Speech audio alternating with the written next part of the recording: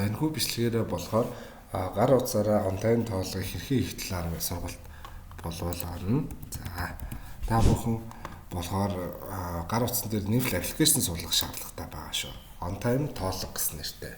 Латинаар on time тоолго бичээ та аппликейшн хэмжсэн суулгаарай. За тоолгоо бол мэдээж та бүлгээр нь тоолж болно. Эсвэл бүх бараагаа тоолгож ивэл та дээдлийн бүлэг гэдгийг сонгож өгнө гэсэн. Мөн он сараар тааруулаад хэдний тоолго оруулах вэ? Тухайн өдрөө сонгоод хайх тавьчих тачих. За мобайл тоолго эхлүүлье. За мобайл тоолго гэдэг энэ дээр байгаа. Мобайл тоолго гэдэг энэ бичсэн англиар бичсэн байгаа шүү. Энийг бичээд аппликейшнээ татна гэсэн. За мобайл тоолго эхлүүлэх гэж сангаад.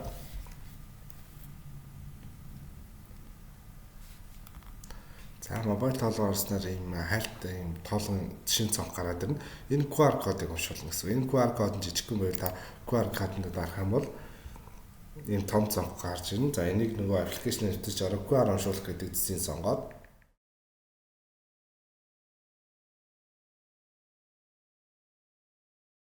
тоологч хэмбэ гэдгийг бол нэрээ оруулаад уцаар ашиглана гэсэн. За тоологчийн нэр оруулсан. За тэгмүүд тухайн утсан дээр бүлгүүд нь англиас та тухайн баруунууд байна. За тэгээ бүх бараагаа юуг нь тоологч ивэл та утсан дээр мэдээллийг оруулаад тоологч нь хэмбэ гэдэг мэдээлэл оруулна. За гар утсан дээр мэдээлэл тоонууд оруулж явахд бол та энэ компьютер дээр refresh товч дарснаар хин тоолж байгаа гэдэг мэдээлэл харах боломжтой гэсэн. Нэр нь үүссэн тухайн оны тоолж байгаа одоо баруунууд нь харагдаад эхэлнэ гэсэн хэсэг байж байгаа. Тэгээ хэдэн ч гар утсан дээр ашиглах боломжтой бөгөөд тоонуудаа мэдээллийг оруулчихна. За тийхэн дахиж тоолж байгаа вэ? Дахиж refresh товч дарах юм бол мэдээллүүд нь гараад ирнэ. Ямар бараа тоолж байгаа. Хэрвээ энэ дахиад олон тоологч ивэл тухайн нэрнүүд нь өөр байх шаардлагатай шүү. За ингээд ерөнхий байдлаар тоонуудаа оруулаад болцоо. Хэрхэн хадгалах вэ гэвэл хамгийн сүүл удаа та нэг refresh тааш хадгалаад тоолго дууссан F12 дарна гэсэн. За та тоолго дуусах уу гэдэг тийм гэдэг сонгоо та. Тэгээ тоолоогүй хэрэг үлдсэн бараа байх юм бол тэгээр оруулах уу гэж парам асууна.